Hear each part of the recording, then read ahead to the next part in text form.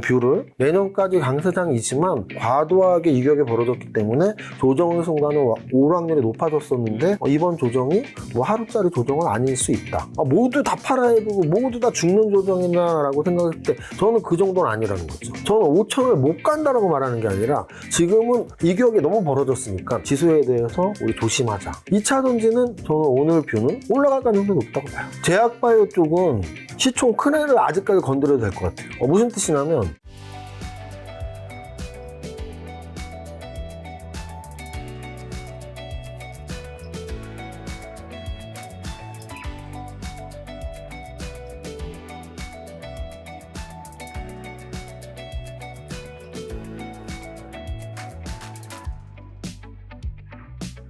자, 오늘 증시가 간만에 조금 큰 폭의 조정을 받기는 했지만 사실 이전에 상승한 게 너무 크기 때문에 일단 상승에 대한 이야기부터 해야 될 텐데요. 코스피가 4,200을 돌파했다가 지금 이제 4,100 중반이긴 한데 이게 사실은 얼마 전까지만 해도 3,000대 초보 중반이었는데 어느새 4,000대 넘었단 말이죠. 슈퍼랠리 보이는 가장 큰 동력은 뭔가요? 제가 김 작가 채널에 한 달에 한 번씩 월 초에 나오고 있는데요. 네. 매달 나올 때마다 또 이만큼 올랐네요 라는 말씀을 드려요. 언제부터였냐면 9월 초에 와서 방송을 했는데 이제 한 달이 올랐죠. 네. 그때 이제 10월 초에 방송을 했는데 또 올랐습니다. 네. 어느 정도 올랐냐면 월봉을 보시면 9월 한 달 동안 7.49%가 올랐어요. 네. 뭐 그 정도는 있을 수 있어요. 한 달에 7.49%. 근데 10월 달에는 한 달에 19.94%가 오릅니다.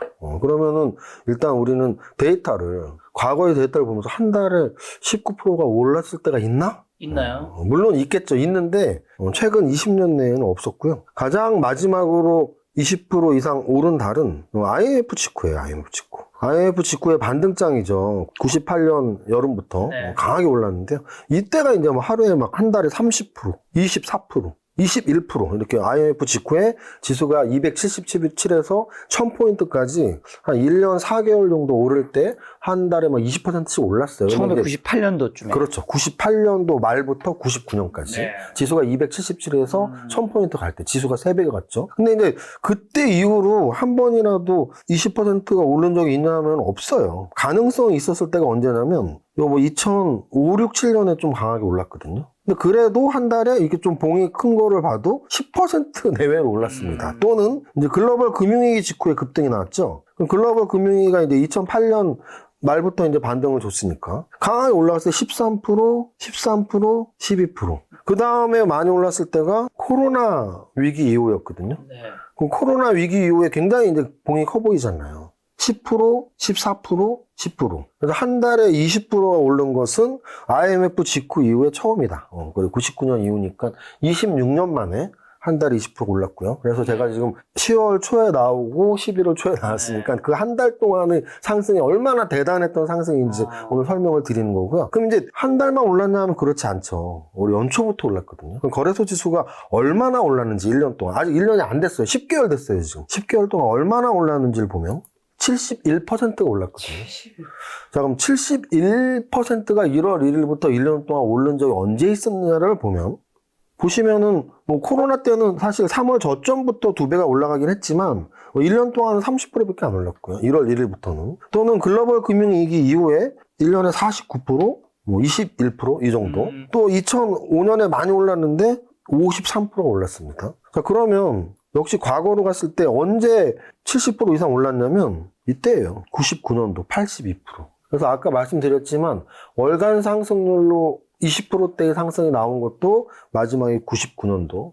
그리고 연간 상승률로 거래소 기준 70% 이상의 상승이 나온 것도 역시 26년 만이에요. 그래서 지금 10월 달 또는 2025년의 상승은 26년 만에 가장 우리가 이제 곧 있으면 겨울이지만 겨울에 뭐 오늘의 온도가 영하 뭐 20도인데 100년 만의 추위입니다. 이건 이제 기상청의 데이터에 의한 거죠. 네. 그래서 제가 이제 오늘 감정, 너무 많이 올랐다는 감정이 섞인 게 아니고 정확히 1년 동안 또는 한 달 동안 몇 %가 올랐냐 해서 26년 만의 상승이라는 걸 정확히 말씀드리고요. 또 하나는 지금 이런 상승은 아까도 말씀드렸지만 코로나 금융위기 직후 또는 글로벌 금융위기 직후 또는 IMF 직후였잖아요. 좀 3번 정도 있었거든요. 그럼 이 3번의 상승의 공통점, 그리고 이번 상승의 차이점이 있습니다. 제가 뭐라 그랬죠? IMF 위기 직후, 글로벌 금융위기 직후, 코로나 위기 직후. 그럼 올해는 무슨 위기 직후인가요? 물론 하나 될 수는 있어요. 트럼프의 관세 전쟁 위기. 근데 제가 보기에 트럼프의 관세 전쟁은 뭐 10년, 20년 후에 영화로 나올 정도의 위기는 아니거든요. 무슨 뜻이냐면 IMF 국가 부도의 날로 영화가 나왔었죠. 네. 글로벌 금융위기, 빅쇼트라는 영화가 나왔었죠. 코로나 때 그런 바이러스가 막 우리 예상보다 훨씬 크게 감염되는 것들은 그 코로나 이후에 수많은 영화의 바이러스라는 제목으로 이렇게 나오고 있단 말이죠. 그래서 그런 대단한 인류의 위기 또는 경제의 위기일 때 급락을 하고 나서 지수가 2배, 뭐 2.5배 올라갔다면 이번에는 물론 트럼프 관세 전쟁 때문에 4월 9일까지 급락을 살짝 하긴 했지만 지수 반토막의 급락은 결코 아니거든요. 근데 이제 신고가를 뚫으면서 굉장히 강한 모습이 나왔다. 그래서 급락 이후의 상승, 위기 이후의 상승은 과거 같은 위기는 아니었다라는 게 첫 번째고요. 또 하나가 있어요. 뭐냐면 바로 금리 인하예요. 금리 인하. 지금 금리 인하 시기이긴 하지만 모두 다 기억하실 겁니다. 코로나 직후의 위기에서는 그 위기 타개를 위해서 전 세계적인 금리 인하가 이루어졌고요.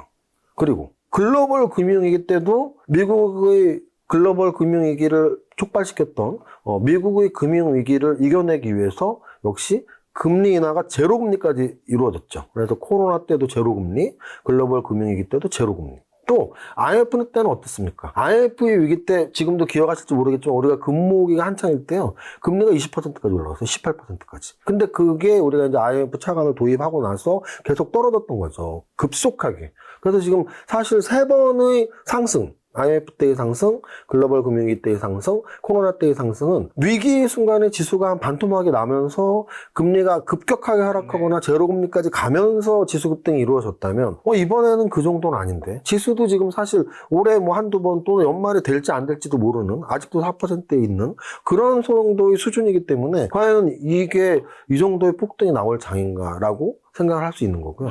그래서 이번 상승은 그러니까 모두가 예상하는 것보다는 훨씬 강한 상승이었다. 네. 이렇게 말씀을 드리고요. 몇 가지 특징이 있습니다. 이번 상승에. 첫 번째 특징은요.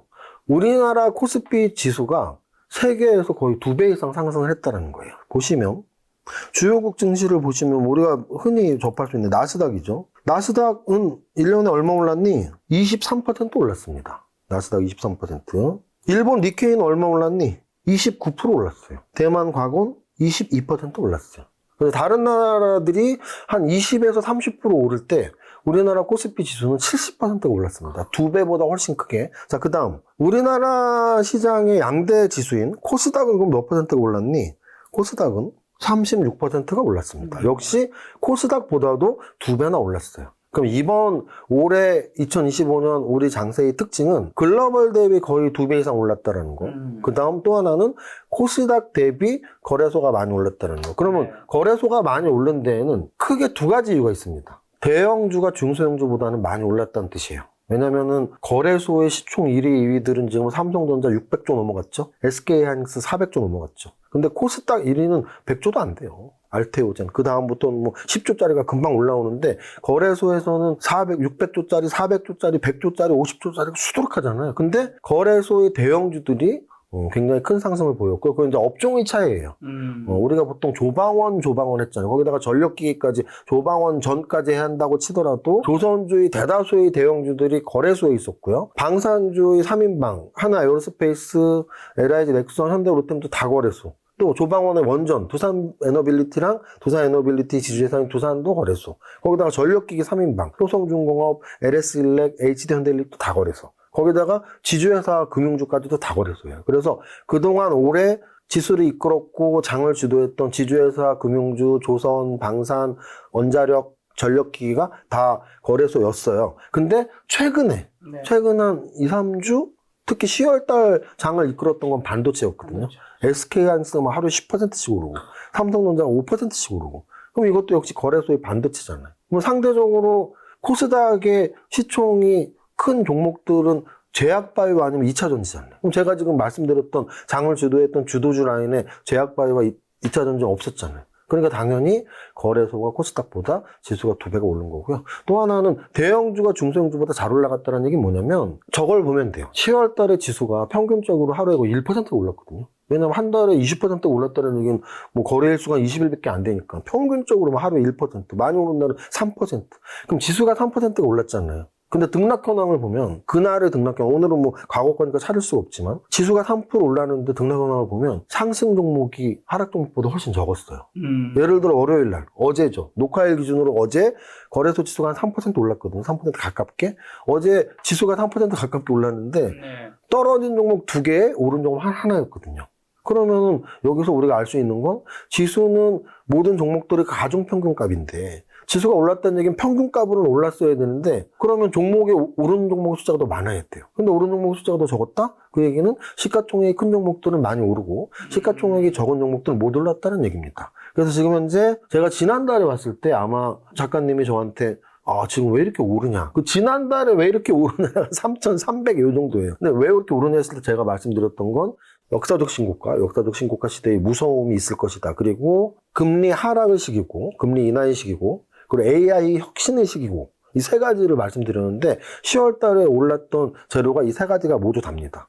역사적 신고가라서 더욱더 강했고요. 그리고 AI 혁신의 시대를 우리는 어디서 알았죠? 반도체가 급등했고 젠슨 황 CEO가 와서 한마디 하니까 막 삼성전자가 몇 %씩 올라가고 SK하이닉스가 10%씩 올라가고 AI 혁신의 시기, 거기에 금리 인하의 시기, 요 세 가지 때문에 10월달 20%가 올랐고 특히 거래소가 크게 오르고 대형주가 크게 올랐다. 요 정도로 시장의 특징, 어제까지 특징을 말씀드릴 수 있습니다. 자, 근데 오늘 이제 증시가 조금 그래도 어느 정도 큰 폭의 조정을 받았는데 이게 변곡점으로 봐야 되는 걸까? 어떻게 될까요? 앞으로 더 오르는 그냥 어차피 계속 오를 수는 없는 거니까 가정으로 봐야 될지 아니면 이제 꺾이는 지정으로 봐야 될지. 제가 이제 사실은 애매하게 말할 때도 있고 약간은 돌려서라도 좀 명확하게 제 뷰를 말할 때가 있는데요. 오늘 좀 약간 명확하게 제 뷰를 말씀드리면요. 우리가 확률 계산을 할 때 그런 분들이 있어요. 야, 주식 과거 차트를 볼 필요는 없어.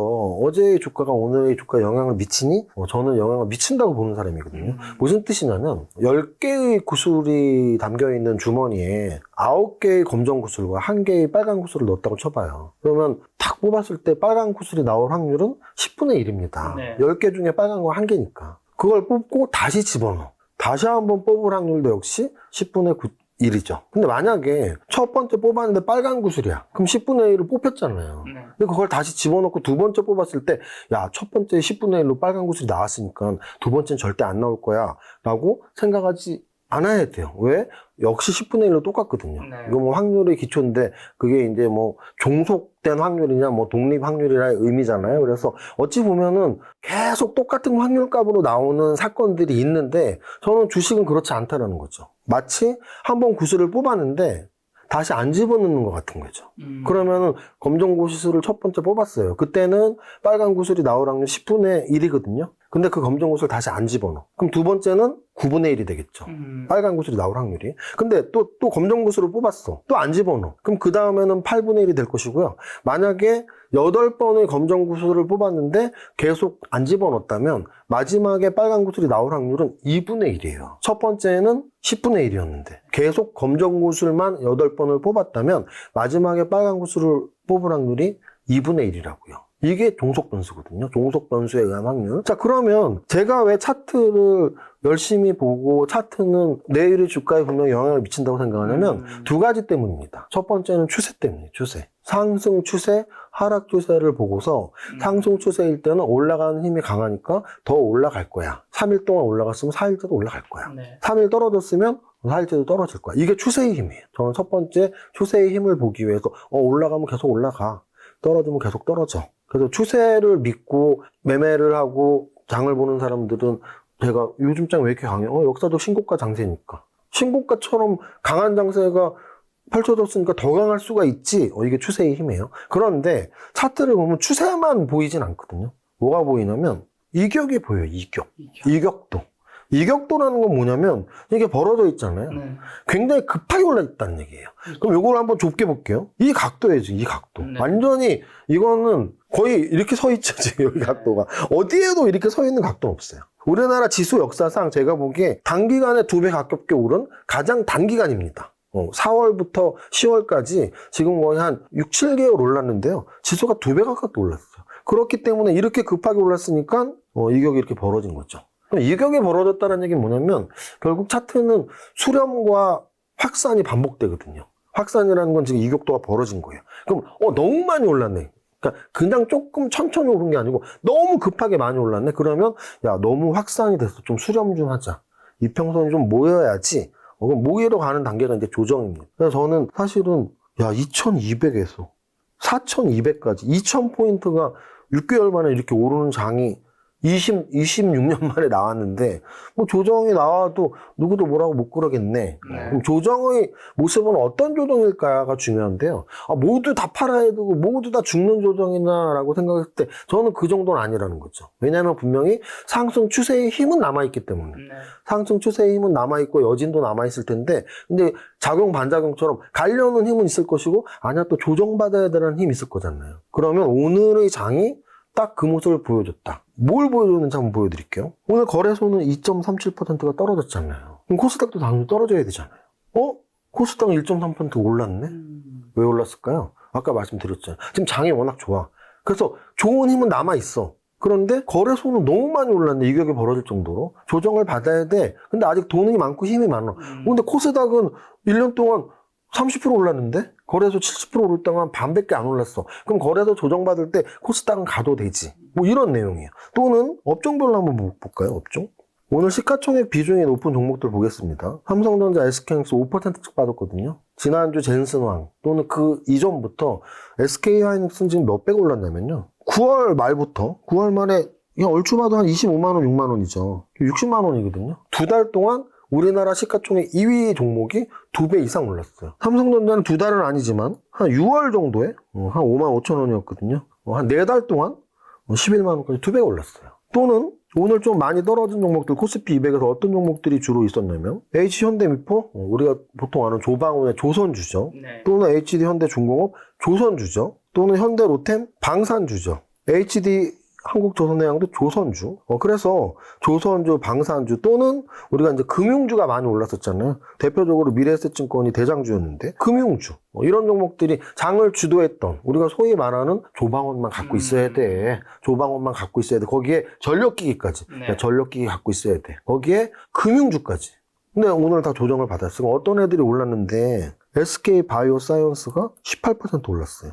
한미약품 6% 올랐고요. 한올바이오팜하고 5% 올랐고 또는 유통주들 현대백화점 또는 음식료주들 롯데칠성 음식료주, 유통주, 제약바이오가 최근 몇 달 동안 장을 주도한 종목은 아니라는 거죠. 그래서 일단 오늘 우리가 읽을 수 있는 건 거래소가 너무 많이 올라서 조정을 받을 시기가 가까워지고 있었는데 오늘 조정을 받았구나. 또는 코스닥은 상대적으로 못 올랐는데 그런데 코스닥은 거래소가 조정받는 틈을 타서 같이 떨어진 게 아니고 오히려 올랐구나. 그렇다면 만약에 여태까지의 지수 상승이 거래소 대형주에 의한 지수 상승이었다면 그리고 그 이격이 너무 벌어졌기 때문에 조정을 받아야 한다면 거래소가 아닌 코스닥 또는 대형주가 아닌 중소형주가 움직임이 좀 여지가 남아있을 수 있고 지수는 좀 조정을 받을 확률이 높다라는 게 제 지금 개인적인 뷰입니다. 근데 조정을 받을 확률이 높다는 건데 상승을 위한 조정 같다는 뉘앙스로 뭔가 앞으로 하락으로 꺾인다 그런 뉘앙스는 아닌 것 같네요. 일단은 제가 이제 여기 한 달에 한 번씩 나오니까 제가 이제 그때 5월, 6월, 7월 특히 요 3,300을 못 들었을 때 이때는 제가 역사적 신고가에 대한 얘기를 굉장히 많이 했을 겁니다. 맞아요. 3,300만 뚫으면 역사적 신고가 뚫으면 3,400, 500, 600, 700 금방 갈 거다. 근데 저는 아직도 기억나요. 그때 김 작가님이 저한테 요 정도 왔을 때 3,300, 400 왔을 때 올해 4,000 갈 수 있다고 생각하시나요? 라고 저한테 질문했던 기억나는 거예요. 근데 저는 올해는 힘들 것 같고요. 내년에는 가능할 것 같습니다. 내년에 4,000에서 4,500까지도 가능할 것 같습니다. 라는 말씀을 드렸던 근거는 뭐냐면 이렇게 빠른 거는 예상을 못했다는 얘기죠. 그리고 또 하나는 상승이 한 1년 이상 갈 테니까 올해 4월부터가 상승 출발이었다면 내년 4월까지 내년 상반기까지는 갈 텐데 그러니까 좀 천천히 조정받고 올라가고 하면서 한 4,000에서 4,500까지 저는 갈 거라고 생각을 했기 때문에 올해는 4,000을 못 가더라도 한 3,600, 700까지 연말까지 가고 내년 상반기에 4,000에서 4,500까지는 갈 것 같아요. 또는 5,000까지는 못 갈 것 같아요 라는 뷰를 말씀드렸던 이유는 이게 늘 말씀드리지만 우리가 인생을 살면서 목표를 달성하는 게 쉬운 일이 아닙니다. 특히 저는 주식을 하면서 모든 정부의 정책들을 늘 들어왔었고, 또는 심지어 뭐 예전에 뭐 바이 코리아 시대, 또는 뭐 미래에셋의 뭐 바이 차이나 네. 중국 펀드 시절 뭐 이럴 때 막 사면 뭐 정말 대박이 나는 얘기를 많이 들었었지만 그 목표 지수가 달성된 적을 본 적은 없습니다. 그런데 이번 정부의 지수가 5,000포인트였거든요. 목표가. 물론 뭐 목표 5,000포인트라는 게 우리 5,000 기본으로 달성해서 10,000포인트도 갈 수 있어. 이렇다는 목표가 많이겠지만 어쨌든 제가 들었던 바로는 야 지수 5,000이 가능하다. 갈 수 있어. 맞습니다. 그러면 그 정부의 목표 지수예요. 근데 목표까지는 못 갈 것 같은데? 우리 인생이 그렇듯이? 정부의 정책이 그렇듯이. 그렇다면 한 4,500 정도를 목표로 잡아주고, 또 하나는 요 바닥이 2,280이었거든요. 네. 2,280이 두 배가 딱 4,500이거든요. 그래서 아까 말씀드렸지만, 야, 지수 2배 이상 올라간 적이 있었니? 있어요. 언제? IMF 때도 277에서 1000 갔으니까 3배 이상 올랐고요. 또는 글로벌 금융위기 때도 870에서 2000 이상 갔으니까 2.5배가 올랐어요. 근데 아까 다시 한번 말씀드리지만 IMF 때는 완전히 3분의 1 토막이 났다가 3배가 오른 거고, 글로벌 금융위기도 2000포인트 이상에서 877 갔다가 다시 2000으로 회복한 거거든요. 근데 지금은 그게 아니고 그냥 그 정도의 조정이 아니었어요. 무게 한 30%의 조정에서 지금 거의 2배까지 왔거든요. 그래서 야, 이게 4,500을 넘어서 5,000까지는 못 갈 텐데. 그러면 저희 지금 아주 단순한 뷰, 이런 수치적인 과거의 데이터, 오늘의 데이터, 퍼센트 이런 수치적인 비율로만 봐서는 제 생각에는 어쨌든 지금 조정이 어디까지 조정이 될지는 모르지만 뭐 아까 장중에 계산해 보니까 10% 조정 정도가 여기더라고요. 한 달에 20%가 오르고 1년에 70% 올랐는데 10% 조정 받을 수도 있죠. 그렇게 큰 건 아니거든요. 그래서 10% 조정을 받는 수준이 요 수준, 한 3,800 수준, 21선 있는 3,800 수준, 네. 그 20% 조정을 받는 수준이 요 3,500, 요 3,550 수준이거든요. 네. 그래서 저는 짧게는 한 21선 10%, 15%입니다. 61선. 그래서 짧게는 10% 수준, 또 길게는 한 15%, 그 사이 어느 점인가까지는 조정을 받지 않을까. 그리고 다시 또 힘을 내고 전열을 정비를 해서 야 다시 한번 전고점 4,200 돌파하자라는 재도전이 나온다면 뭐 내년 상반기쯤에 뭐 4,500까지 뭐 이런 시나리오는 쓰고 있는데요. 이게 이제 시나리오라는 건 결국은 예측이고요. 뭐 예측은 55%만 맞춰도 큰 돈 번다는 말 있잖아요. 그래서 저는 어쨌든 과거에 우리나라에서의 큰 하락이 있었고 큰 상승이 있었고 제로금리가 있었고 이런 시기를 제외하고 이번 같은 상승장이 거의 26년 만에 나올 만한 장이 너무 많이 올랐는데 그럼 너무 많이 올랐으면 분명히 그거에 반대되는 조정은 있을 수 있고, 만약에 조정이 있다면 코스닥보다는 거래소 또는 중소형주보다는 대형주의 조정, 업종으로는 그동안 많이 올랐던 조방원 위주의 조정, 요 정도로 예상을 하고 있습니다. 근데 뭐 예상은 결과값을 또 다음 달에 와봐야겠죠.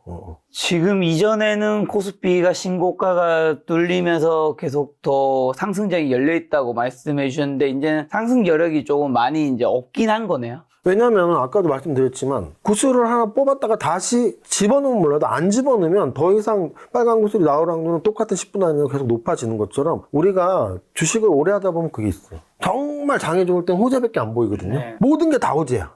그럴 땐 유일한 악재는 마지막에 하나 남습니다. 너무 많이 오른 거. 왜냐하면 생각해보세요. 제가 다시 한번 말씀드리지만 우리가 차트를 봐야 되는 이유는 10,000원짜리가 50만 원이 된 거예요. 50배가 올랐거든요. 근데 여기 이게 10,000원에서 20,000원 되고 30,000원 될 때 막 추세가 붙어갈 수가 있는데 10,000원이 50만 원 된다? 그러면 우리가 주식시장에서 변하지 않는 격언이 있거든요. 주식이라는 게임은 나보다 더 비싸게 사는 바보를 찾는 게임이다. 그럼 10,000원에서 20,000원에 사는 바보들은 뭐 20,000원에 40,000원 될 수도 있어. 또 40,000원에 사는 바보들은 40,000원에서 80,000원 될 수도 있어 하고서 5배, 10배, 20배까지 갈 수 있어요. 근데 10,000원에서 50만원 된 게 100만원까지 2배? 가락률이 별로 없다면 더 이상 바보가 모여들진 않죠. 그럼 바보가 더 이상 모여들지 않으면 그때 누군가 방아쇠를 당길 겁니다. 어떤 방아쇠? 매도의 방아쇠.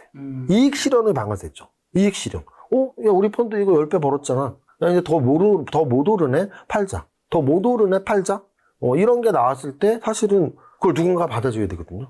누가 받아줄 수 있냐의 여부죠. 오늘 투자자별 매매 동향을 보면 오늘 외국인이 2조 2천억을 팔았어요. 그래서 기관이 5천억을 팔았어요. 그러면은 그 2조 7천억을 누가 샀어요? 개인이 샀어요. 근데 지수는 떨어졌다고요. 반대로 코스닥은 외국인과 기관이 샀죠. 개인이 팔았죠. 코스닥 지수는 올랐다고요. 이만큼 매매 동향이 중요한데요. 사실 거래소 대형주는 외국인과 기관이 올리지 않으면 올라가지 않습니다. 그런데 오늘 외국인과 기관이 쌍끌이 매도로서 대응을 해서 거래소 지수를 끌어내렸다는 것, 또는 반대로 코스닥에서 쌍끌이 매수로서 코스닥 지수 올렸다는 건 아마도 이익 실현 외국인 또는 이익 실현 기관들의 물량이 계속 나올 가능성이 있다라는 거. 왜? 아니 SK하이닉스가 2달 만에 100% 올랐잖아요. 삼성전자도 4달, 5달 만에 100% 올랐잖아요. 그러면 우리가 이런 생각을 하시면 돼요. 개인 투자자들은 많이 벌수록 좋아요. 근데 사실은 패시브 펀드나 적당한 지수 상승률을 추종하는 펀드는 한 종목에서 대형주에서 몇 달 만에 2배가 났다? 그럼 이익 실현해서 챙겨야 되지 않는가? 왜냐면 우리가 이게 이제 뭐 도덕적 해이까지 확산될 필요는 없지만, 이제 우리가 보통 경영학에서 도덕적 해이라는 말이 왜 나오냐면, 네. 내가 최선을 다할 필요 없이 이 정도만 하면 되는데, 그러면은 펀드를 운영하는 분들이 만약에, 나 그냥 지수 상승률만 추정하면 되잖아. 그러면은 이미 2달에 100% 올랐어? 저거 팔아야지 왜 갖고 있어? 더 오른다고 해서 내가 대단한 뭐 사람이 되는 건 아닌데, 수익률이 만약에 낮아지면, 그때 걸 지켰어야 되는데 정도의 한도 수익률이 있을 거라고요. 근데 이미 다 그걸 찼을 거야, 지금. 대형주가 너무 많이 올랐으니까. 그러면 더 이상 갖고 있을 명분이 필요 없는 거죠. 그래서 어찌 보면은 외국인과 기관의 오늘 코스피의 매도 대응을 짧게는 이 정도 올랐으면 챙겨도 돼. 그리고 만약에 앞으로 며칠 동안 더 그렇다면은 지수는 분명히 조정을 받을 것이고요. 근데 이제 지수가 또 아까 제가 말씀드린 대로 뭐 21선 한 10% 하락 또는 61선 한 15% 하락까지 가면 다시 또 가격 메리트가 생기겠죠. 제가 너무 오른 게 악재라고 말씀드린 것처럼 또 조정을 또 받다 보면 다시 또 그 가격의 조정, 낮은 가격이 호재일 수 있는 시기인 거죠. 그래서 저는 뷰를 내년까지 강세장이지만 너무 10월 달에 20% 오르고 1년 동안 70% 오른 건 과도하게 이격이 벌어졌기 때문에 조정의 순간은 오를 확률이 높아졌었는데 오늘 매매 동향이랄지 또는 그동안 시장을 주도했던 종목들이 하락이랄지 이런 거로 봐서는 이번 조정이 뭐 하루짜리 조정은 아닐 수 있다. 조정이 뭐 한 10% 15% 받고 다시 재상승을 하더라도 조정은 필요한 순간이었다라는 뷰를 말씀드립니다. 근데 지금 또 어제까지만 해도 사실 증시가 굉장히 많이 올랐기 때문에 투자자 예탁금이 85조 원 사상 최대라는데 이 대기 자금이 증시로 유입되면 좀 증시가 더 좋은 방향으로 또 갈 수 있지 않을까요? 여기 지금 말씀드렸잖아요. 오늘 개인들이 2조 7천억 샀지만 네. 거래소 지수가 거의 2.5% 빠졌거든요. 네. 그럼 만약에 대기 자금이 계속 사줘도 중요한 건 그러니까 포인트는 그거예요. 대기 매수 자금이 개인이 아무리 많아도 외국인과 기관이 지금은 아니야 라고 한다면 사실은 그 대세의 물결을 따라갈 수는 없거든요. 그래서 저는 외국인과 기관의 매매 동향이 훨씬 중요하지 예수금은 그것보다 차순위의 지표라고 설명을 드리고 싶습니다. 그러니까 주식시장 또는 뭐 한 종목의 주가에는 굉장히 많은 변수들이 영향을 미치는데 고객 예탁금이 늘어났다? 뭐 증시는 호재일 수 있어. 네. 근데 외국인과 기관이 이렇게 패대기를 친다고? 그럼 개인들이 받아내도 힘들 것 같은데 라는 인식이 가능하고요. 또 하나는 이게 이제 저런 거예요. 아까 제가 왜 기관과 외국인의 매도가 중요하다고 했냐면 지금 장이 우리가 바로 직전 상승장이었던 코로나장하고 또 비교를 해볼게요. 아까 제가 말했던 두 가지. 코로나 급락 위기 이후의 급등 또는 제로금리 이후의 급등과 지금은 그런 급락 아주 위기는 뭐 트럼프의 관세전쟁 정도인데 코로나나 뭐 IMF 때 정도의 위기가 아니었고 또 제로금리도 아니고 금리 몇 번 내린 수준이니까 제로금리 수준도 아니니까 다르다 해서 하나만 더 말씀드릴게요. 다른 점은. 코로나 때 상승은 여러분들 기억하시나요? 용어가 있었어요. 용어. 어떤 용어냐면 동학개미라는 말이 있었습니다. 그러니까요. 개인이 올렸잖아요. 네, 동학개미. 그때는 코로나 바닥에서 우리 현명한 투자자들이 그런 생각을 한 거죠. 주식에서 돈 벌려면 급락했을 때를 들어와야 돼. 그 급락했을 때가 바로 코로나 직후 3월 17일, 19일 그 바닥이었거든요. 거기에서 들어온 개미들이, 거기서 들어온 개인 투자자들이 4월에도 5월에도 6월에도 주식을 샀기 때문에 동학개미라는 말이 나왔고, 동학개미가 지수를 끌어올렸어 라는 말이 나온 겁니다. 어찌 보면 매매 동향상으로는 동학개미의 승리였겠죠. 바닥부터 동학개미가 끌어올렸으니까. 그런데 지금은 저기 바닥 4월달, 5월달, 6월달에 개미들이 끌어올린 게 아니에요. 개인 투자자들. 그러면은 지금 고객 예탁금이 늘어나고 있다는 거는 개인 투자자들이 이제 와서 3,500 넘었어, 4,000 넘었어. 우리가 지금 사볼까?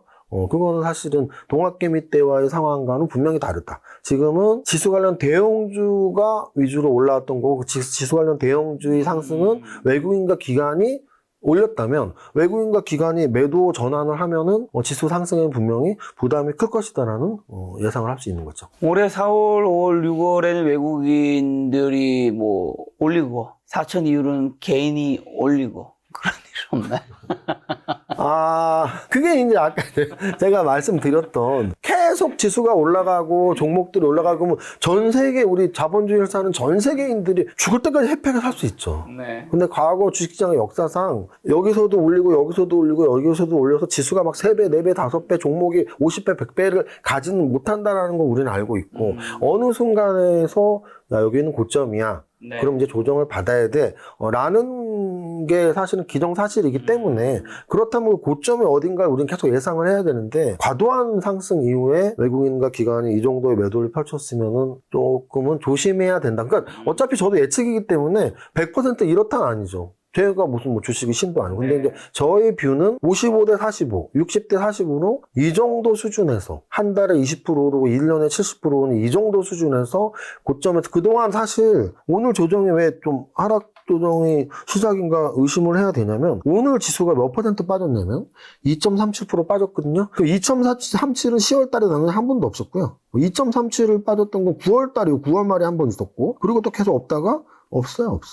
2.37이 빠졌던 날은 없습니다. 이때 있었어요. 8월 초. 그래서 8월 초에 한 번, 9월 말에 한 번이었는데요. 8월 초에 한 번 기억나시나요? 어떤 날이었는지? 8월 초의 하락은 우리나라 자체의 악재였는데요. 대주주 양도소득세 재정정리도 소식이 나왔던 날이고요. 그 다음 9월 26일 날의 하락은 제 기억에는 중국과 미국의 무역 분쟁이 좀 더 심화돼서 오늘 중국에 더 관세 때려 이랬던 날이에요, 트럼프가. 그러니까 제가 지금 기억을 한다는 얘기는 굉장히 특수한 상황이었다는 얘기예요. 한두 달에 한 번 2% 이상이 빠지는데 그럼 오늘은 2% 왜 빠졌는데? 라고 했을 때 우리가 기억날 만한 재료를 크게 내세울 수는 없어요. 트럼프가 뭐 반도체 산업에 대해서 어쩌고저쩌고 했는데 그럼 반도체만 빠져야지. 근데 오늘 전반적으로 주도 업종들이 빠졌고 그 빠지는 거에서 외국인과 기관들이 매도 세력으로 부상을 했었다라는 건 시장이 조금 불안하긴 하다 정도는 충분히 인식을 해야 되지 않을까라는 말씀을 드리고 또 하나는 이건 이제 지금 되게 극단적으로 생각하시는 분들이 있어요. 뭐냐면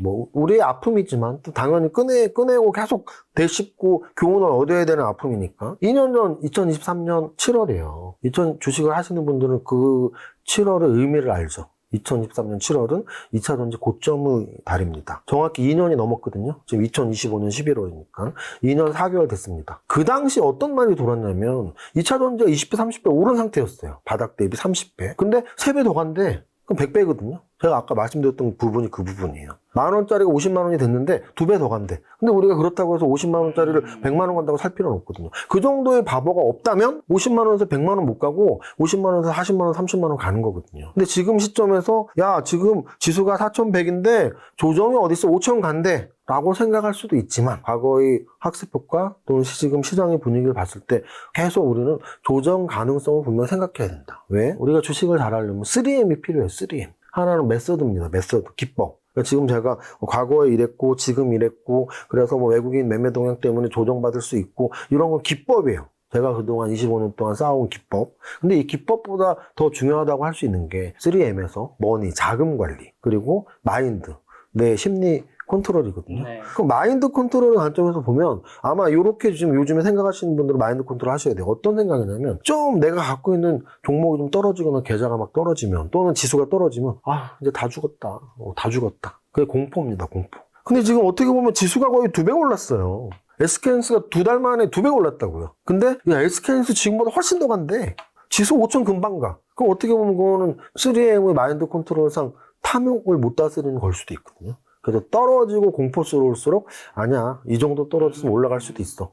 또는 너무 많이 올라와서 더 올라간다는 탐욕이 있을수록 아니야 이 정도 왔으면 진짜 많이 왔는데 조정받을 수도 있겠구나. 그리고 자금 관리. 저한테 그런 질문들을 예전에 되게 많이 하셨거든요. 세무사님은 오늘 시점에서 만약에 포트폴리오에서 현금 비중을 어떻게 하라고 하면 어떻게 하세요? 라는 질문 많이 받는데 저는 그때 몇 퍼센트로 정하진 않는다라는 말씀을 드려요. 왜냐하면 상황에 따라서 역추세일 때 지수가 막 빠질 때 좋은 종목이 하나도 안 보여. 그럼 좋은 종목이 안 보이면 현금이 많을 수도 있고 또는 막 올라갈 때 다 좋아 보이면 현금이 없을 수도 있죠. 그래서 저는 보통 상승 추세에 현금이 더 없고 하락 추세에 현금이 더 쌓이는데요. 지금처럼 아까도 말씀드렸지만 상승 추세인데 너무 이격에 벌어졌다? 그럼 조정이 가까워졌을 텐데 이거 무슨 10배 오른 걸 내가 왜 갖고 있어? 뭐 이런 시각으로 볼 수 있다는 거죠. 아마도 최근에 뉴스 중에 워렌 버핏이 현금 비중이 굉장히 높다라는 네. 기사가 있었을 겁니다. 그것도 같은 맥락으로 보시면 돼요. 워렌 버핏이 현금 보유가 최대인 이유가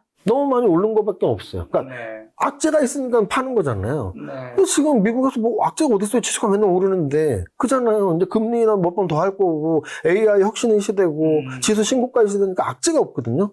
악재는 유일한 악재는 너무 많이 오른 거니까 적당히 조정받고 올랐을 때는 걱정할 필요 없지만 너무 급하게 이격 벌어지고 오르면 이격을 좁히는 수렴 구간의 조정이 나올 수 있다는 걸 강조드리는 겁니다. 자, 앞으로 이제 조정을 이제 겪는다 하더라도 어쨌든 지금까지는 이제 강세장인 건 확실하잖아요. 네. 불장인데 내 주식은 파란불이라며 이제 소외감 느끼는 투자자 굉장히 많은데 지수는 올랐지만 어제는 하락 종목 600개가 넘었더라고요. 지금이라도 이런 상황에서 그럼 이제 만약 변곡점에 있는 상황에서 주도주로 갈아타야 하는 건지 쏠림 상태에서 굉장히 심한데 뭐 개인 투자의 포트폴리오 전략은 어떻게 해야 될까요? 뭐 지금 세무사님 말씀하신 것처럼 좀 어느 정도 조정이 겪고 있으니까 이제 주식을 좀 많이 매도를 해야 되는 상황인 건지. 일단 저는 뭐 현금 네. 비중 몇 퍼센트 이런 말씀을 드리고 싶진 않지만 만약에 내가 보유하고 있는 종목이 바닥 대비로 따지셔야 돼요. 바닥 대비 10배 이상, 거의 뭐 15배, 20배 오른 종목도 있으니까. 그래서 10배 이상 오른 종목, 내가 10배를 번 게 아니더라도, 내가 10배를 번 게 아니더라도 어떤 종목이 10배, 막 20배 오른 종목이라면 만약에 지수 조정이 좀 급하게 나오면 많이 오른 종목일수록 기관과 외국인이 이익 실현할 확률이 있으니까 조금 조심하시고요. 그리고 또 그러면 반대로 그럼 뭐 다 팔아야 되냐?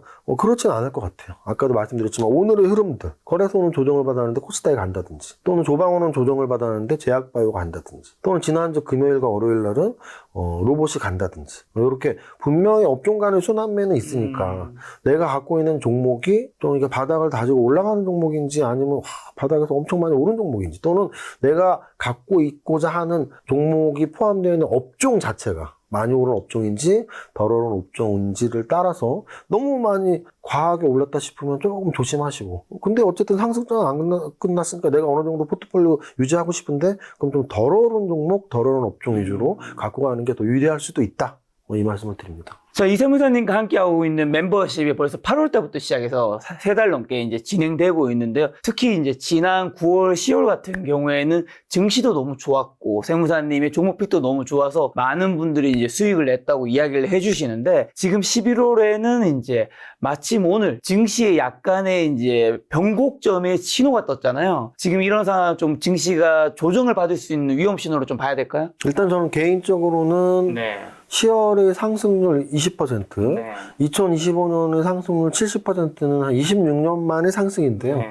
여기서 추가적으로 상승할 수 있는 여지와 확률보다는 좀 조정을 받을 그 여지와 확률이 더 크다고 봐요. 그래서 결국은 주식은 100% 확신은 없지만 50% 이상은 확신으로 가야 되거든요. 그래서 11월은 좀 조정의 한 달의 대락률이 높다라고 생각을 하고, 그 조정의 이면에는 코스닥보다 거래소가 강했고 중소형주보다 대형주가 강했기 때문에 거래소보다는 코스닥이 또는 대형주보다는 중소형이 좋지 않을까? 좀 이런 관점에서 11월 때는 조금 보수적인 마인드긴 하지만 그래도 상승 추세가 살아있으니까 종목 교체를, 포트폴리오의 변화를 꾀하면서 좀 방어적인 쪽으로 가는 게 좋지 않을까 생각을 해봅니다. 아무래도 포트폴리오 조정이 좀 필요한 달이기 때문에 전문가의 조언이 좀 필요할 것 같은데, 그래서 저희가 이번에 세무사님과 함께하는 포트폴리오 밀착관리 클래스를 만들었는데요. 이 가장 특징 2가지 정도만 설명해 주신다면요. 일단 첫 번째는 저는 그렇게 생각을 해요. 어떤 분들 중에는 주식은 나는 좀 종목은 잘 고르는데 매도 타이밍을 못 잡겠어. 그럼 저는 강연회 때 꼭 그 말씀을 드립니다. 주식 성공의 80%가 종목 선정이고요. 10%가 타이밍, 10%는 저는 포트폴리오 관리라고 보거든요. 근데 종목 선정을 도대체 얼마나 쉽게 하면 난 종목 선정은 쉬운데 매도 타이밍 못 잡겠어 라고 생각을 하세요. 그래서 종목 선정은 확실히 매일매일 하는 공부가 필요합니다. 그런데 여러분들 중엔 어떻게 매일 한 종목씩 어떻게 선정해? 어떻게 공부해? 그걸 저와 함께 하는 거죠. 오늘 마감이 이런 상황이고 이런 주도 업종이 움직였다면, 또는 아직 너무나 다 올랐다면 아직 안 오른 업종에서 이런 종목, 또는 주도 업종에서 이 종목, 이런 식으로 그날 장에 따라서 오늘은 이런 종목을 선정을 합니다. 또 종목 선정을 할 때 체크를 다 해야 돼요. 뭘 체크하냐면 세 가지를 해야 되는데요. 차트가 어떤지, 재료가 어떤지, 재무제표가 어떤지 이 세 가지를 보면서 종목 선정을 해야 되거든요. 그래서 업종에서 탑픽 종목을 선정할 때 재무제표, 차트, 재료를 함께 보면서 선정하는 것을 매일 저와 연습하는 거죠. 또 두 번째 수업에 어떤 혜택이 있나요? 그래서 여러분들이 그래봐야 뭐 텍스트랑만 하면 거리감도 있고 좀 이해가 안 되던데 그래서 제가 매일은 아니더라도 매주 월요일에 일주일 동안 지난주에 어떤 일이 있었는지 또 이번 주에 일주일 동안 어떤 예상을 하는지 우리 포트는 어떤 변화가 있는지 월요일마다 말씀을 드리고 또 하나 아까 제가 종목 선정이 80%지만 10%의 점유율로 포트폴리오 분석이 중요하다고 했는데 포트폴리오 분석을 자기 스스로 어떻게 할 수 있는지 또는 어떤 종목을 편입할 때 어떤 종목을 편출해야 되는지 같은 것들을 영상을 일주일에 한 번씩 제공을 해드리고 있습니다. 자, 지난 9월과 10월에 성과 중인데 이세무사님의 클래스가 올해 마지막 이제 11월, 12월 이제 투자의 기여 성과를 함께 꼭 잡아보셨으면 좋겠고요. 물론 이 과정은 이전에 있었던 기본 과정보다는 훨씬 더 금액이 좀 비싸기 때문에 제가 생각했을 때는 투자금이 좀 높으신 분들이 이제 신청을 해서 들으셨으면 좋겠고 만약에 투자금이 좀 작으신 분들이 무리해서 수업을 들을 필요는 저는 없다고 생각합니다. 그래서 투자금이 높으신 분들이 본인의 투자 수익률을 좀 더 높이기 위한 수업으로 생각해 주시면 될 것 같고요. 해당 과정은 프리미엄 클래스로 11월 추가 모집 마감 시에는 신청이 종료된다는 점, 앞으로는 신청이 힘들 수 있다는 점을 꼭 기억하시기 바랍니다. 신청은 고정 댓글란에 있는 링크를 클릭하시면 여러분들이 편하게 신청해서 접수할 수 있습니다.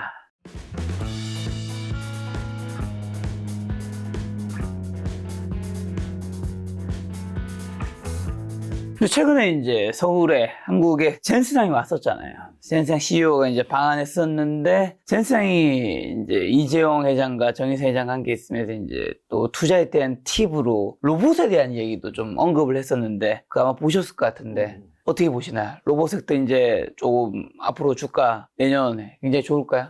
일단은 저는 사실은 뭐 한 달에 한 번씩 나오면서 뭐 제일 좋아하는 업종 2개만 말해라. 관심 가는 업종하면 저는 로봇을 굉장히 자주 꼽거든요. 여러 번 말씀드렸지만 우리가 미래 5년 후, 10년 후에 이 산업은 정말 성장하겠다. 그런 산업을 사실 찾아 나가고 미리 좀 아직은 확산이 안 됐지만 그 시기가 분명히 올 거야. 이런 산업에 우리가 좀 주목을 해야 되는데요. 압도적으로 저는 최근 1년 동안 그 산업 하나만 꼽으라면 사실 로봇이에요. 그 이유는 뭐냐면 이런 거예요. 제가 아까 지금 조방원 전 지주, 금융, 뭐 조선, 방산, 그리고 원자력, 그리고 이제 전력기기를 말씀을 드렸는데요. 아마 혹시 뭐 김 작가님이나 우리 구독자님들이 기억할지 모르겠지만 그들이 지금 조방원전이 이제 굉장히 오른 대표 업종들이란 말이에요. 거기서 마지막까지 그래도 한 업종만 내가 끌고 간다면 어느 업종이 좋겠냐라고 했을 때 저는 늘 똑같은 대답을 했습니다. 전력기기라고. 그 이유는 딱 하나예요. AI랑 가장 가깝기 때문입니다. 왜? 지주회사랑 금융주는 사실 우리 누구나 알잖아요. 상법 개정안 때문이었잖아요. 조선주와 방산주 원자력 트럼프 때문이었잖아요. 그걸 우리가 AI랑 결부시키거나 막 성장 산업으로 결부시키기 힘들다라는 거죠. 재료에 의한 거였다면 재료. 그리고 그 재료가 실적까지 연결이 된 애들이 조선, 방산, 원자력이에요. 실적이랑 상관없이 그냥 상법 개정안이 지주금융이고요. 그럼 저는 그 순서라는 거죠. 지주금융, 상법 개정안 끝나면 뭐 우리가 더 막 좋아할 필요는 없어요. 또는 조방원, 트럼프의 약발이 떨어지거나 트럼프는 언제든지 변심을 하고 말을 워낙 잘 바꾸는 사람이니까 트럼프 때문에 올라간 또는 미국과의 관계 때문에 올라간 그 종목들이 언제든지 예를 들어 이런 거죠. IRA 법 때문에 올라간 2차 전지가 IRA 법 때문에 끌어내려졌었거든요. 그래서 그런 재료에 의한 그 성장 산업들은 한계가 있을 수 있잖아요. 그럼 과연 전력기기? 전력기기는 어쨌든 AI, 데이터 센터, 전력 이것 때문에 지금 급등을 한 거잖아요. 그래서 사실 올해 상승률 한번 볼까요? 어느 쪽이 제일 높았는지. 뭐 연초로 해도 되고 더 재밌는 건 요때겠죠. 바닥부터. 4월 9일이죠. 4월 9일부터 지수가 오를 때 가장 강력하게 오른 종목들이 뭔지 보면 원익홀딩스, 로보티진, 로봇이에요. 로봇. D&D 파마텍은 경구용 비만 치료제예요. 제약바이오. 근데 여기에 효성중공업이 보이죠. 효성중공업. 그래서 아까 제가 말했던 조방원 전 지주회사 금융주 중에서 지금까지 상승을 계속하는 업종은 전력기기가 맞아요. 특히 효성중공업, LS일렉, 현대일렉 거기서 2개 더 포함한 산일전기, 일진전기까지. 그래서 결국은 이런 애들 다음으로 올랐던 애들이 누구나 했을 때 이제 로봇인 거고요. 그 후발주자로 올랐던 애들이 로봇인 거고요. 요거를 자, 2020년부터 볼게요. HD 현대일렉 이 상승률 1위입니다. 1위. 효성중공업 그리고 하나에어로스페이스 있죠. 하나에어로스페이스. 네.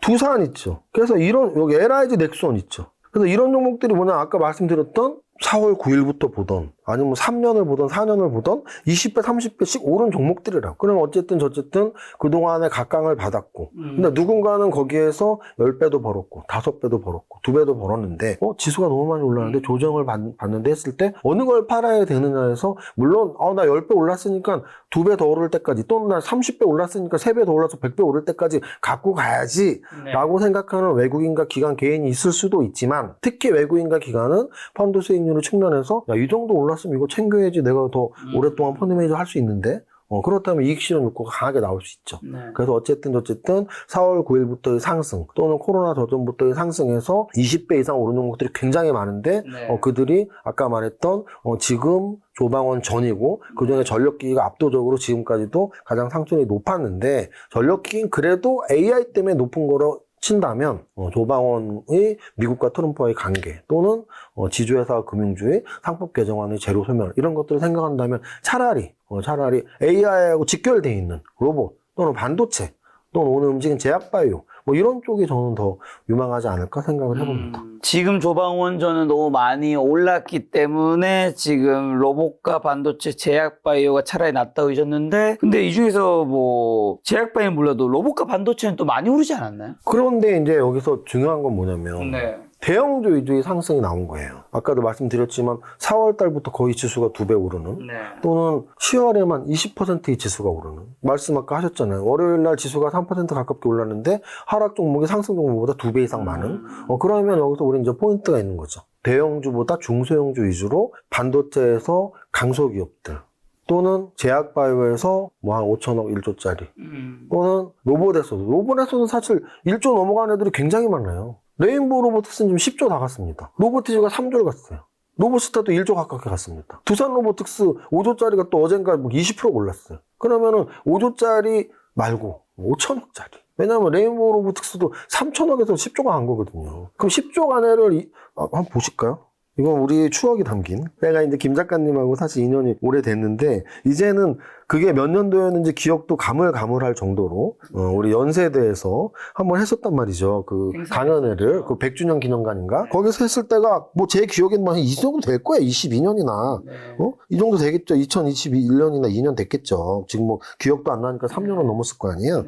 그 당시 이게 2만 원이었단 말이야. 2만 원. 2만 원짜리가 지금 50만 원, 25배가 왔어요. 25배가. 그러면 이게 지금 시총이 얼마냐면 이게 지금 10조 갔다면 9조 3천억이. 그러면 이게 3천억짜리가 9조 3천억까지 30배가 왔어요. 그러면은 굳이 이가 역사적 신고가고 대장주지만 굳이 10조짜리 레인보우 로보틱스를 그럼 레인보우 로보틱스는 뭔데?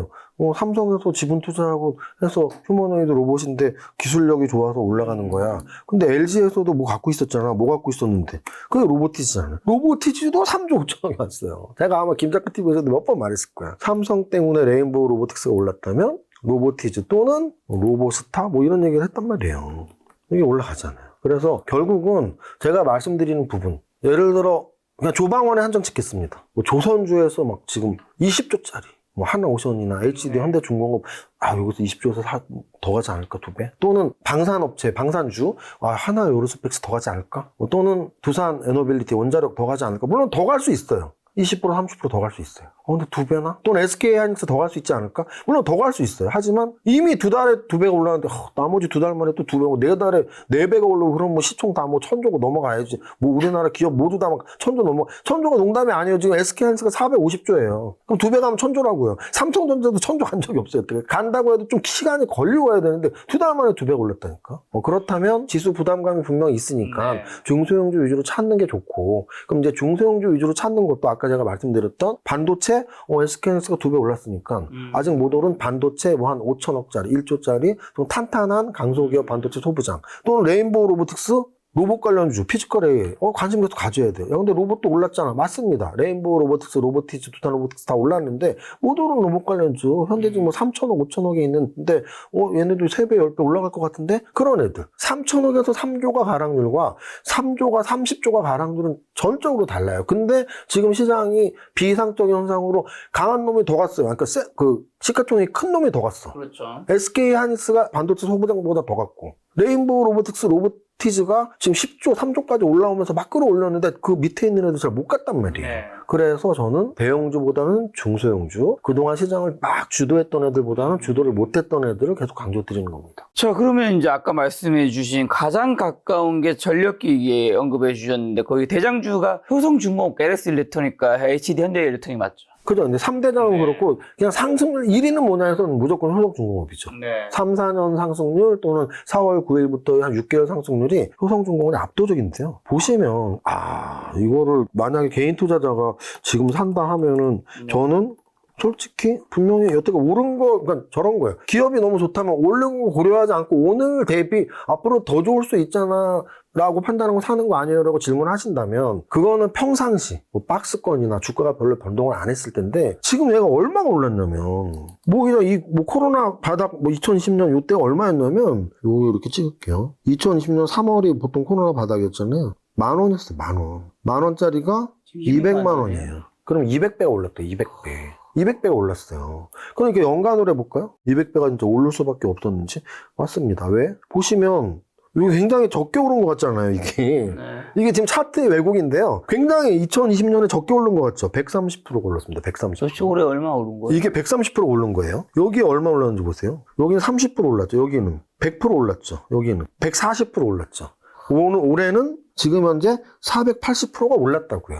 그 10,000원짜리 200만 원 올랐다. 그러면은 제가 말씀드리고 싶은 건 그 부분이에요. 그래, 더 오를 수 있어. 근데 200만 원 오른 게 또 400만 원 갈 거를 바라느니. 그래서 2만 원짜리 4만 원 올라가는 게 낫지 않을까라는 판단이고요. 또 하나는 그랬을 때 대형주가 가잖아. 여태까지는 대형주가 갔는데 변화의 조짐이 보였으니까.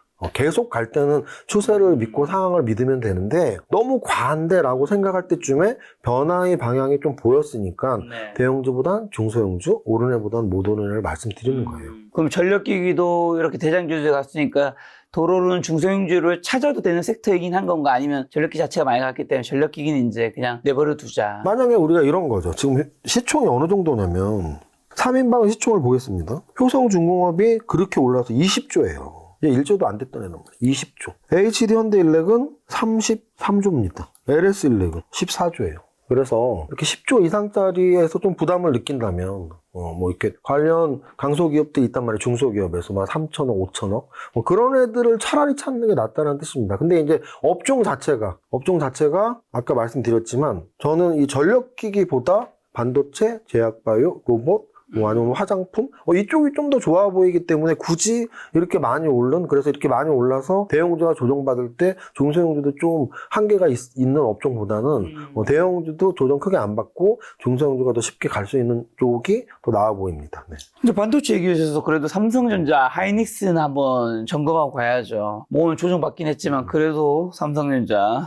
아까 말씀드렸던 네. 조방원 전 전력기가 조방원 전과는 반도체는 올랐지만 그 정도하고 게임도 안 될 정도로 못 오른 거죠. 네. 왜? 사실 아까 제가 기준점이 언제였어요? 일부러 그 기준점을 명확히 말씀드린 건데 효성중공업이 중에 100배가 넘게 올랐잖아요. 기준점이 어디예요? 바로 코로나 직후였죠. 네. 자, 우리 그럼 삼성전자가 얼마나 올랐니? 코로나 직후로 치면 직후로 치면 2배 아닌가요? 2배도 안 되죠. 왜냐면 그때 10만 전자였으니까. 자, 코로나 바닥이죠, 바닥. 맞습니다, 바닥. 코로나 바닥이 어떤 의미가 있냐면, 코로나 바닥은 지수가 1,400이었어요. 그럼 지금 4,200까지 왔으니까 정확히 지수가 3배 오른 거예요. 네. 코로나 바닥 대비 지수는 3배. 그럼 지수는 모든 종목들의 평균값이니까 평균적으로 3배 올랐으면 딱 지수 상승률. 30배가 올랐어? 지수보다 10배. 50배가 올랐어? 60배가 올랐어? 지수보다 20배 이렇게 되는 거죠. 그럼 효성중공업은 지금 지수보다도 10배 이상 오른 거죠. 그럼 자, 예를 들어 각각 조방원 대장주를 볼게요.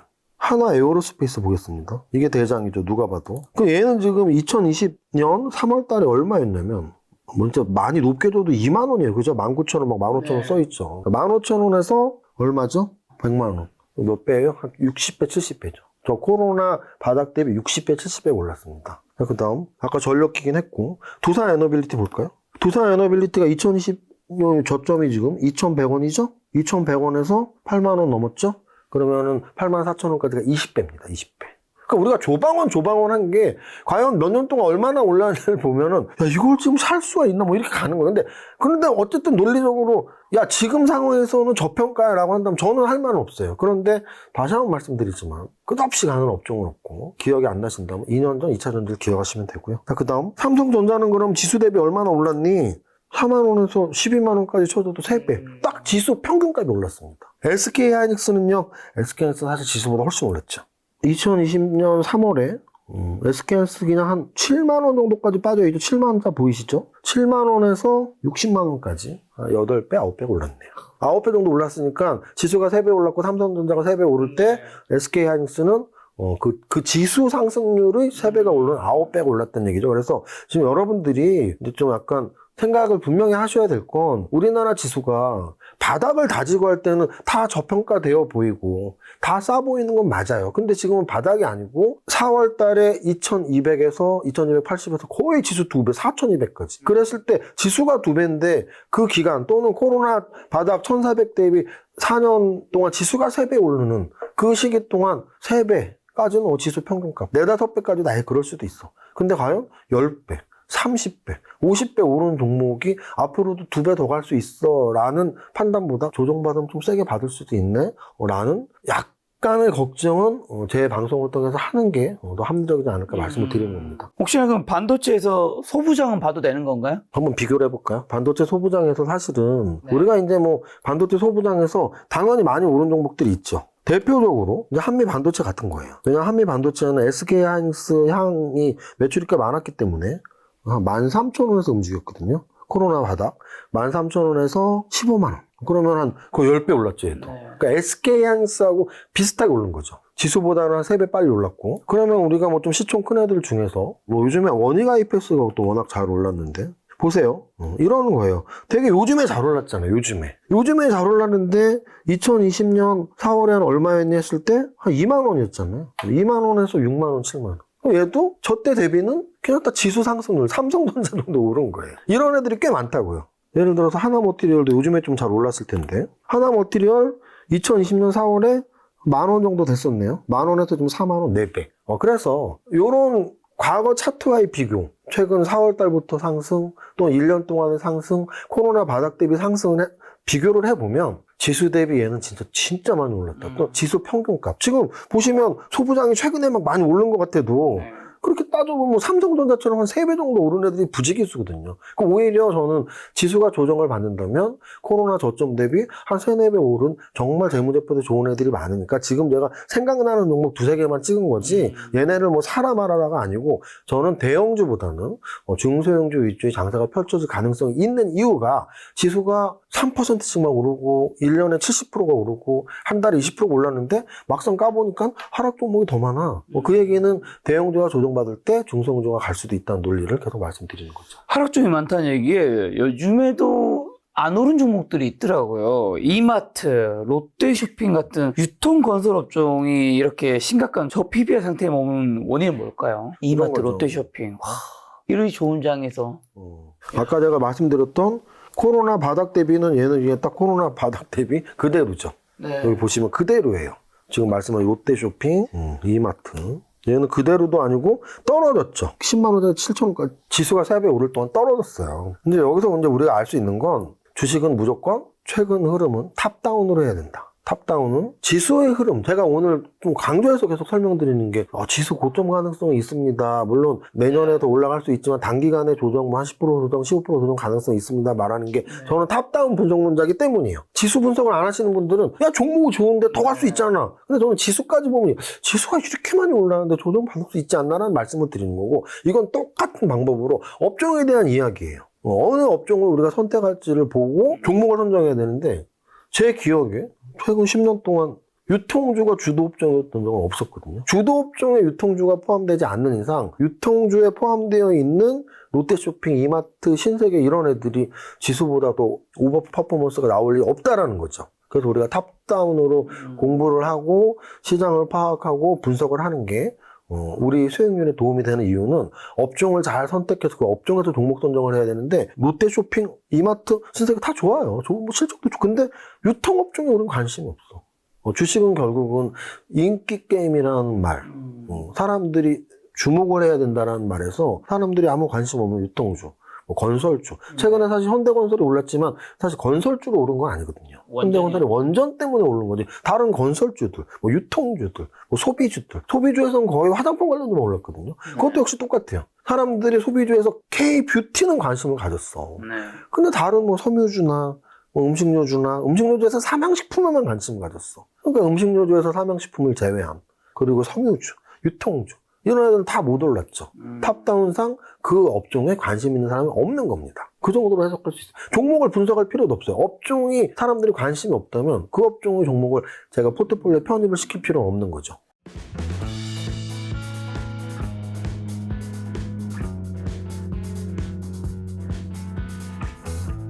저 2년 전에 뜨거웠던 2차 전지가 요즘에 급반등하고 있습니다. 이거 어떻게 보시나요? 오늘 제가 이제 뭐 지수 조정 가능성이 있다라는 게 좀, 제가 원래 평소에 어떤 분들은 그래서 이세무사 지수가 오른다는 얘기, 떨어진다는 얘기야. 이렇게 반응을 했다면 오늘은 저는 약간 강하게 조정 가능성이 높다고 말씀을 드리는 것처럼, 만약에 뭐 어떤 업종에 대해서 뭐 조방원 떨어질 가능성이 높습니다. 이렇게 말씀을 드린 것처럼 2차 전지는 저는 오늘 뷰는 올라갈 가능성이 높다고 봐요. 그 이유는 아까 말씀드린 그런 논리예요. 고점에서 이거 너무 많이 올랐으면 이제 못 오를 수도 있는데 라는 그게 재료예요, 지금. 너무 많이 올라서, 더 못 오를 수도 있는데? 그럼 반대로, 너무 많이 오른 애들이 조정받을 때, 못 간 애들이 좀 올라갈 수도 있겠어? 그게 이제 2차 전지를 제가 몇 달 전부터 눈여겨봤던 이유인데요. 2차 전지 하면 여러분들이 대장주격 성격의 애들은 에코프로비엠 또는 포스코 퓨처엠, 포스코홀딩스인데요. 그냥 각 그룹, 에코그룹과 포스코 그룹에서 하나씩 대장주를 꼽는다면 저는 포스코 퓨처엠과 에코프로를 보거든요. 자, 이런 내용이에요. 아까 제가 말씀드렸던, 우리가 포모 현상에 의해서 지금 조방원 없으면 안 돼! 라고 할 수 있지만 그게 정확히 2023년 7월이었다고요. 그러면은 요즘에 에코프로가 많이 오른 것 같아도 저 고점 30만 원 대비 아직도 3분의 1 토막이라고요. 에코프로가. 그래서 이 30만 원은 얼마에서 움직였냐면 아까 제가 말씀드렸던 코로나 저점으로 말한다면 2020년 3월부터 말한다면 2020년 3월에 에코프로는 코로나 저점 3월 달에 2,000원이 안 됐다. 2,000원만 쳐도 2,000원과 30만 원은 150배라고요. 그러니까 이 당시에 제가 이 7월 달에 전화를 진짜 많이 받았다니까요. 에코프로 사야 돼요, 형? 아니면 정유나 에코프로 사야 돼? 주식을 안 하던 사람. 왜요? 그래. 아니, 이거 뭐 앞으로 10배가 더 간다는데? 그러면 100배 올라간 경우에 100배를 더, 10배를 더 가면 1000배 가는 건데요. 설마 그럴 리가. 그래서 지금 요렇게 거의 3년, 4년을 떨어졌는데 최근에 이렇게 이제 반등을 줬단 말이에요. 그러면은 과연 얘는 더 올라갈 수 있을까 해서 저는 이제 바닥은 지나봐야 안다고 생각하는 사람인데요. 2차 전지 바닥은 저는 올해 찍었다고 보는 사람입니다. 이제 우리는 둘 중에 하나만 보면 돼요. 바닥을 찍었는데 고점까지 갱신을 하느냐 못하느냐인데 바닥 찍었을 확률은 굉장히 높고 고점은 저는 갱신을 못할 확률이 높다고 봐요. 그래서 그 사이 어딘가까지 가겠죠. 그렇게 보시면 되고 포스코 퓨처엠도 마찬가지예요. 포스코 퓨처엠도 67만 원에서 아직도 20만 원이니까 역시 고점 대비 3분의 1 토막 정도가 나와 있는 상태고 차트를 이렇게 보면 완전 역배열해서 바닥을 똑같이 모든 2차 전지처럼 5월에 찍었고 5개월 동안 이 저점을 안 깼다면 그 전까지는 몇 달에 한 번씩 저점을 계속 깨고 내려갔다고요. 근데 고점에서 저점으로 내려가면서 지금이 가장 긴 거라는 건 느껴지죠. 바닥을 안 깬 굉장히 긴 시간이 지나고 있고요. 이 정도면 저 때가 바닥이 맞습니다. 그래서 우리 2차 전지는 두 가지를 말씀을 드릴게요. 바닥은 찍었다. 근데 고점을 뚫을 수 있냐 해서는 그거는 그때 뭐 IRA법에 의해서 너무 특혜가 많았기 때문에 그 정도 수준이 아니고 그냥 뭐 2차 전지 사실 요즘에 ESS 때문에 또 이렇게 많이 올랐는데 ESS 쪽 또는 뭐 이제 뭐 전기차가 좀 더 많이 팔려서 2차 전지 필요하다. 요런 정도로만 간다면 바닥을 깨진 않겠지만 그렇다고 해서 강력하게 뭐 고점을 뚫는 모습이 나오긴 힘들다 정도로 말씀드립니다. 저 2차 전지랑 또 연결되어 있는 그러면 자동차 업종은요. 현대차, 기아 52주 신고가 경시했는데 상승 모멘텀 여전할까요? 약간 반반이에요. 무슨 뜻이냐면 뭐 현대차랑 현대글로비스만 보겠습니다. 현대차 그룹주에서 현대차, 기아차, 현대모비스는 결이 비슷하고요. 그다음에 현대오토웨버가 좀 결이 다르기 때문에 자 이거 보시면 이제 얘도 똑같아요. 이 저점 2010년 저점이 얼마예요? 6만 원, 6만 5천 원이죠. 6만 5천 원에서 27만 원이에요. 그럼 저 바닥 대비는 한 4배 맞죠? 정확히 4배. 아까 삼성전자랑 비슷한 거예요. 삼성전자가 4만 원에서 12만 원, 얘가 6만 5천 원에서 23만 원. 그러니까 이게 지수의 과학화예요. 지수는 모든 종목의 평균값이다. 그러면 4년 동안 지수 상승하는 정도로 삼성전자는 그 정도 상승했고, 현대차도 그 정도 상승했고. 그런데 지금 현재 조방원 또는 전력기기는 뭐 50배, 막 이렇게. 마치 2차 전지가 7월 고점에 100배까지 올랐을 때까지 상승을 한 거죠. 그래서 지금 현대차, 기아 뭐 이런 건 고점은 아니에요, 고점은. 고점은 아닌데, 과연 이제 그 순환매에서 아까 제가 말씀드렸던 거 기억하실지 모르겠지만, 제가 반도체, 로봇, 뭐 또 제약바이오 이런 애들은 성장주 라인에서 그래도 대표적인 아이들이고 그동안 상승률이 이렇게 높지 않았기 때문에 아직도 상승 가능성이 높다라고 한다면 과연 자동차 업종이 성장주 라인에 포함될 수 있는지 여부죠. 그러니까 지주사 금융주도 성장주는 아니잖아. 맞습니다. 하지만 상법 개정안 호재가 있었다는 얘기죠. 그래서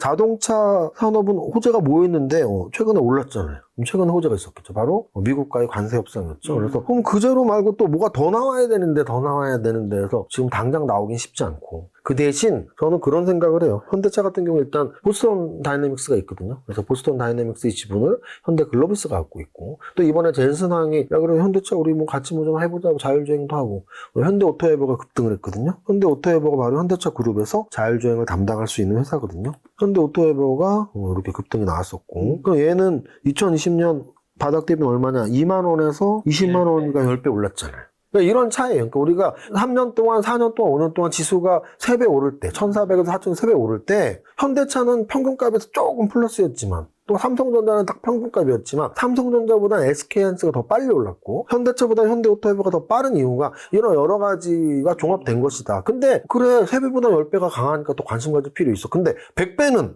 이라고 했을 때, 야, 100배나 올랐어? 그럼 너무 많이 오른 거 아니야? 이런 게 저희 참, 커먼센스 상식이고, 일반적인 저희 판단, 그러니까 저는 주식을 판단할 때, 상식적인 생각을 많이 해요.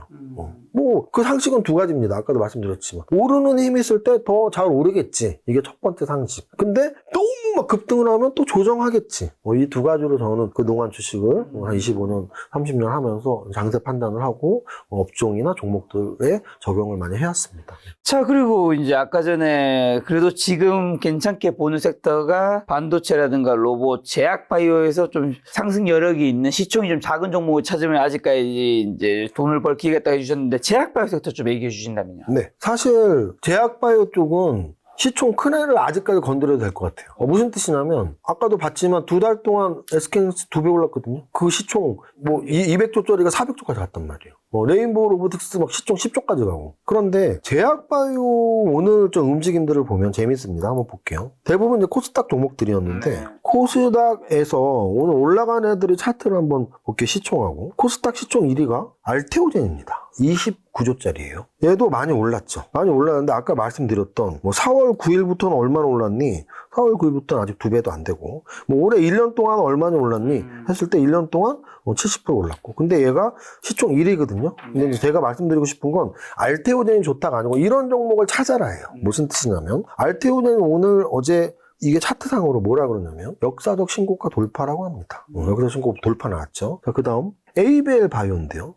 ABL 바이오 보세요. 얘도 오늘 역사적 신고가 돌파가 한 달 만에 나왔죠. 이렇게 조정받다가 또 빵 하고 쳐주는 게 역사적 신고가 돌파. 또는 리가켄 바이오도 조정을 꽤 길게 받았었는데 이번에 역사적 신고가 근처로 올라오고 있고 보로노이 얘도 역시 역사적 신고가 돌파. 그래서 코스닥에서 시총이 1조 이상짜리 종목들 중에 역사적 신고가 근처에 있는 애들이 이렇게 순환매로 올려쳐주는 그런 모습들이 나오고 있습니다. 그래서 여러분들이 아까 말씀드렸지만 대형주 위주의 장사가 분명히 왔었는데 그 대형주들 중에 전력기기, 아니면 반도체, SK하이닉스 반도체, 아니면 레인보우 로보틱스 로봇, 이런 여러 가지 업종에서 사실은 대형주 위주 장세가 나왔거든요. 예를 들어 APR도 똑같아요. APR. 화장품 관련주들이 대부분 조정을 받았어요. 근데 APR은 보시면 오늘까지도 역사적 신고가를 치고 있죠. 그래서 분명히 대형주 장세는 맞아요. 대형주 장세가 맞는데 너무 많이 오른 특히 거래소의 대형주 바닥 대비 20배, 30배, 50배 오른 대형주들이 조정이 시작됐을 수도 있다. 오늘 걔들이 다 빠졌습니다. 그래서 그럼 조정이 아직 시작 안 된 대형주가 뭐가 있는데 그래서 오히려 그들이 빠질 때 거래소 대비 코스닥이 못 올랐으니까 코스닥의 대형주인 제약바이오가 올랐나? 이런 생각을 하는 거죠. 서두부터 말했던 우리나라 지수 1년에 70% 올랐어. 26년 만에. 10월 달에 한 달에 20% 올랐어. 26년 만에. 그리고 다른 나라 지수보다 2배 이상. 미국, 나스닥, 니케이, 대만 가공 모두 다 한 25%, 30% 사이인데 우리는 70% 올랐어. 또 코스닥도 35%인데 70% 올랐어. 그럼 다른 나라보다 2배, 코스닥보다 2배가 거래소가 올랐어. 또 중소형주보다 대형주가 올랐어. 그래서 오늘 저의 뭐 강의는 아니지만 인터뷰의 핵심은 지수가 너무나 급격하게 올랐고 특히나 코스닥 대비 거래소가 올랐으니까. 그리고 거래소의 대형주가 올랐으니까. 가급적이면 거래소의 대형주보다는 코스닥의 대형주 또는 거래소에서 찾더라도 대형주보다는 중소형주. 이게 오늘의 포인트입니다. 자, 그럼 오늘 내용 좀 정리하는 걸로 현금 1억 있는 분이라면 자, 코스피 4,100인 지금은 어디에 좀 어떻게 투자하면 좋고 지금 같은 경우에는 그래도 좀 현금을 어느 정도 지키는 것도 필요한 상황이겠죠? 네, 결국은 우리가 좋아 보이는 종목이 있어야지 뭐 풀베팅을 하건 전력 매수를 하는 건데 너무 역배열로 떨어질 때는 뭐 계속 떨어질 확률이 있으니까 현금 비중이 좀 높아질 수 있는 거고 지금처럼 너무 급하게 올랐을 때는 야 이것도 조정받기도 쉬운데 하고 그래서 가장 좋은 장은 완만하게 오르는 장이에요. 완만하게 오르는 장은 급락 가능성도 적고 추세는 상승이기 때문에 우리가 포트폴리오를 계속 채워주면 돼요. 근데 지금은 너무 급하게 올라서 야, 또 급하게 떨어질 수도 있는데 라는 관점에서 본다면 1억을 풀베팅을 해서 포트폴리오 1억을 갖고 있는 것보단 야 이거 뭐 한 10%에서 15% 조정받을 수 있겠는데 좀 현금을 갖고 있다 조정받으면 살까? 이런 자세도 좀 필요해 보이고요. 그 다음에 이제 포트폴리오에서 업종으로 말한다면 아까 말씀드렸고 강조드렸던 업종으로 말씀드립니다. 반도체 그리고 로봇 그리고 제약 바이오 거기에 한료 관련 뭐 K엔터, K뷰티 왜냐면 우리가 보통 11월, 12월이 소비 시즌이거든요. 중국의 관군제랄지 아니면 미국에서 블랙 프라이데이, 뭐 박싱데이라고 그러죠. 보통 크리스마스 다음에 박싱데이 그리고 또 아니면은 뭐 크리스마스 이런 쇼핑 시즌들이 쫙 있는 게 11, 12월이기 때문에 그래서 그런 관점에서 소비주들 중에서도 미국과 중국에서 좀 여전히 잘 팔리고 있는 K뷰티 관련주랄지 아니면 그 모든 것들을 하나로 아우르는 게 어떻게 보면 또 K엔터잖아요. 그래서 K엔터, K뷰티 정도 둘 중에 하나, K 관련주 하나. 그래서 만약에 4개의 업종을 픽한다면 반도체, 로봇, 제약바이오, K 관련주 정도가 저희 픽이고요. 거기에 만약에 못 오른 종목 중에서 나 이 업종 어때요? 하게 그 2차 전지라면 아니 못 오르니까 좀 한번 관심 가져볼까? 5개라면 저는 이 정도 업종이고 많이 오른 도방원 전력기기를 저는 포트폴리오에 담고 싶진 않습니다. 자, 오늘 이제 세무사님이 이제 종목을 몇 개 점검하는 걸 보다 보니까 생각보다 100%, 300%, 1000%, 10배 오른 주식도 생각보다 많더라고요.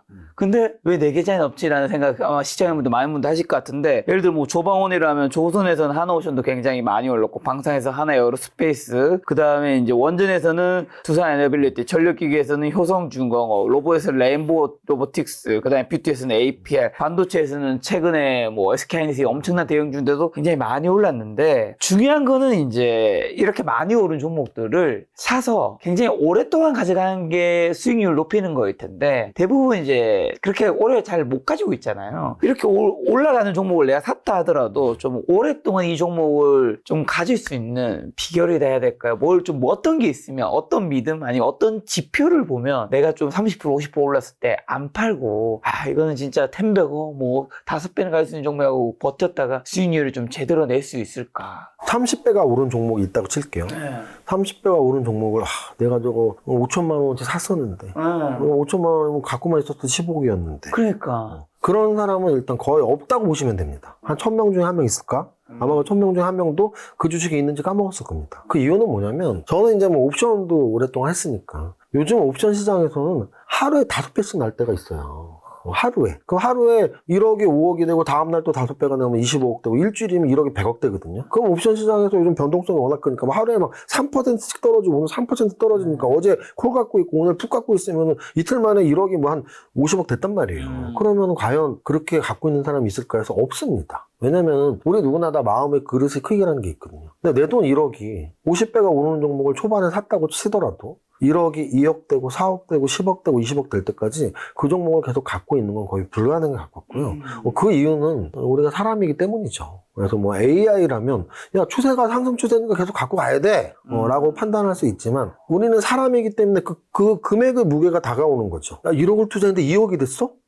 거기서 만약에 안 팔고 한 번 참아도 3억 4억에선 팔걸요. 1억을 10억까지 참지 않는 분들은 거의 없을 겁니다. 그래서 우리는 한 종목에서 난 1억으로 10억, 1억으로 50억까지 참을 수 있어가 아니고, 뭐 6개월에 한 번, 1년에 한 번 여기서 2배 벌고, 여기서 네. 2배 벌고, 그러면서 노하우를 쌓고, 이게 중요하고요. 자, 그 다음. 그럼 2배 버는 건 쉽냐? 솔직히 말씀드릴게요. 한 종목에서 10배보다 2배, 3번이면 8배거든요. 2배, 4배, 8배. 2배, 3번이 사실 저는 더 쉽다고 생각해요. 한 종목 10배보다. 그러면 어떤 습관이 길러져야 되냐면, 네. 여러분들이 포트를 지금 당장 점검을 해보시면 돼요. 여러분들이 포트에 뭐 한 1억, 2억 하시는 분들이 평균적으로 한 10개에서 20개가 있거든요, 보통. 네. 근데 대부분 제가 이렇게 계좌를 보면 전 종목이 마이너스인 경우가 진짜 많아요. 요즘은 뭐 신고가 강세니까 그렇지 않은 분들이 더 많을 수 있어요. 근데 그럼에도 불구하고 뭐 조정장이나 적당한 장에서 한 20개 갖고 있는데 하고 봤는데 전 종목이 마이너스인 분들이 꽤 많습니다. 그 이유는 뭐냐면, 아니, 처음에 똑같이 10개를 샀는데